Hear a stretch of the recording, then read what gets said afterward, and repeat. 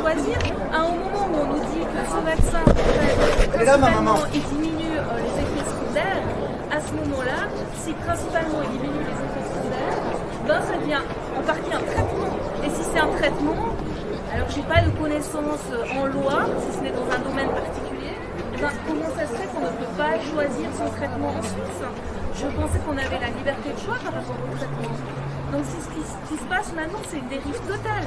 Et on nous oblige, parce qu'une maman, des parents qui ont des enfants hospitalisés, ou bien des gens de mon âge ou plus jeunes qui ont leurs parents en home, s'ils ne se font pas vacciner, ils devront payer pour aller voir leurs proches. Donc en fait, c'est une contrainte indirecte à la vaccination. Moderna et Pfizer viennent d'admettre qu'il y a des cas, suite à la vaccination, des cas d'endocardite et de péricardite. Ce que, en tant que soignant, on a remarqué bien avant qu'ils l'admettent officiellement, ce qu'on peut remarquer en tant que soignant, et ce que je remarque chez mes collègues, qui bien sûr n'osent plus ouvrir leur gueule, parce qu'on est devenu à une période où tout est censuré, c'est qu'il y a des effets secondaires énormes.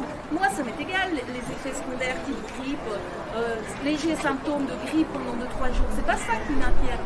Ce qui m'inquiète, c'est ce qui laisse à penser que, en fait, il y a des petits thrombus qui se promènent dans la veine des gens, dans les veines, dans les vaisseaux sanguins des gens, qui vont se localiser à différents endroits, qui font différents symptômes.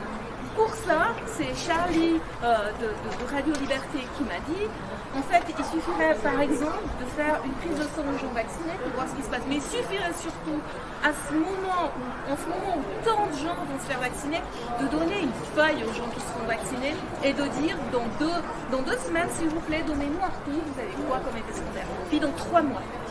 Et puis, ce que je trouve qui est très très grave, c'est que dans mes proches, j'ai des médecins, des infirmières, des ostéopathes, et que l'autre jour, un médecin qui est un proche, après m'avoir expliqué combien c'était quand même bien de se faire vacciner, à la fin m'a dit, en changeant totalement de voix, mais moi en fait, Isabelle, je me suis fait vacciner, mais depuis que je me suis fait vacciner, pendant 3 semaines, j'avais l'impression d'être déconnectée.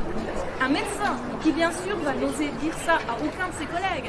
Et puis j'ai été chez un ostéopathe que je connais bien récemment, qui m'a dit en fin de séance, alors qu'il est à fond pour la vaccination, il a été malade, des proches ont été très malades. Moi aussi, j'ai eu des proches malades, j'ai même eu des proches qui sont décédés. C'est réellement une maladie qui réellement tue les gens, mais avec un taux malgré tout faible de létalité. Et cette personne m'a dit, ouais, en fait, moi, depuis que je suis vaccinée, j'ai la peine à respirer, quand je monte un étage, je suis essoufflée, et il me semble que c'est de pire en pire. Et si vous saviez le nombre de gens qui viennent chez moi pour m'en mettre là. Et cette personne ne va jamais s'exprimer ouvertement. Pourquoi? Parce qu'après, vous perdez vos patients, vous perdez la considération générale, vous êtes une pauvre personne qui n'est pas solidaire. Mais la solidarité, c'est pas ça. La solidarité, c'est pas ça. Puis qu'est-ce qu'on fera si ces effets secondaires sont plus nombreux que ce qu'on pense? La moindre des choses, c'est de savoir combien il y en a des effets secondaires. Alors on nous dit, il n'y a jamais eu autant de retours. Mais c'est pas vrai.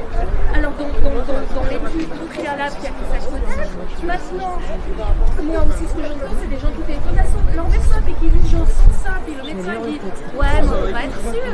Comme ça, on peut pas être sûr.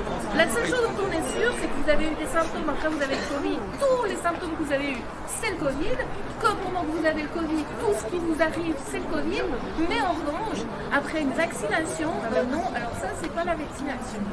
Et donc, que les gens qui veulent se faire vacciner aillent se faire vacciner, mais moi, ce qui m'inquiète, réellement, c'est les effets secondaires à long terme, parce que je pense que c'est pas grand-chose.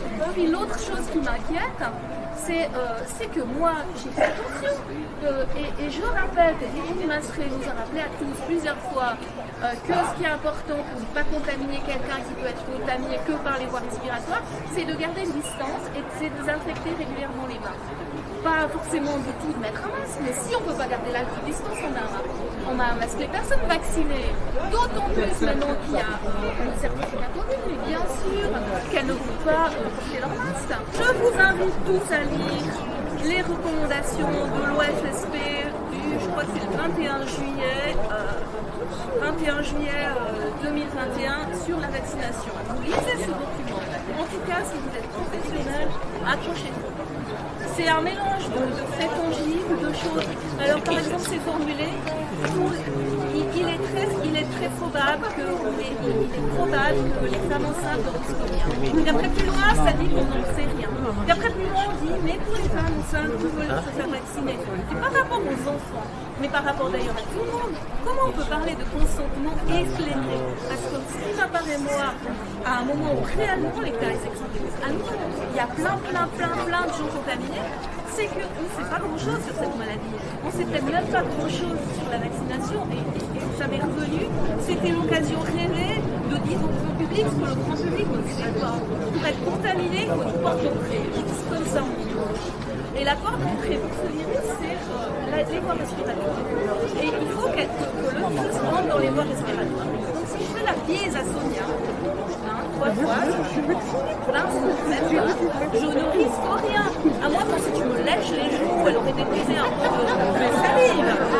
Je vais déprisé un peu de salive. Mais peut-être qu'il y a des d'autres moyens de contaminer, on ne sait pas exactement les cas remontent. Et les cas remontent quand et pourquoi? Parce qu'on teste les gens qui partent à la crise, tous, parce qu'on quasiment tous ceux qui sont en voiture doivent se faire tester, on teste beaucoup qui reviennent de vacances. Mais évidemment que les cas remontent. Et quelque chose aussi qui me choque profondément, c'est que, en fait, si vous avez été négatif, si vous avez été positif au Covid, on vous reteste dans les semaines et même dans les mois qui suivent, car le cas pour moi le plus long c'est 7 mois, les gens testent toujours positif.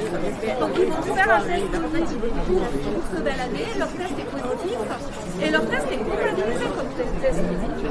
Ensuite on analyse toute la situation, on regarde, on leur fait dans 6 mois une attestation disant monsieur ou madame tel et tel a été testé positif, mais il a eu le Covid avant. Et son cycle, le cycle de purification, la test qu'on va chercher est de temps, donc cette personne n'est pas contagieuse. Mais le cas n'est pas retiré de la tsunami. Et j'ai bien compris. Aux États-Unis, j'ai vécu aux États-Unis, j'ai des contacts là-bas, j'ai des contacts médecins là-bas, j'ai parti ma famille américaine là-bas. Aux États-Unis, depuis 2022, les tests PCR sont tels que c'est fait maintenant. Nous aurons connu la deuxième dose. Alors je ne sais pas si on a les mêmes, mais ils sont complètement prohibés chez eux. Décision officielle du département de la santé américain. Pourquoi? Parce qu'ils testent positif à la grippe, ils testent positif à d'autres coronavirus. Voilà. Et nous, on suit chaque fois avec des points de retard. Non, il se passe quoi? Enfin, je vais m'arrêter là, je trouve que c'est inacceptable pour moi, les soins, c'est pas là. C'est pas ça, c'est pas compliqué les gens. Tout le monde est adulte, on peut expliquer aux gens, et plus on infantilise les gens, plus les gens vont transgresser. C'est de la belle communication. Et nous sommes des adultes, on prend notre responsabilité. Et si vous avez peur, et si vous vous sentez bien en vous vacciner, allez vous faire vacciner. Et ensuite les tourner bien. Parce que si à ce moment-là, vous passez les tourner, vous faites réellement. Voilà, prière pour le jardin. Bravo!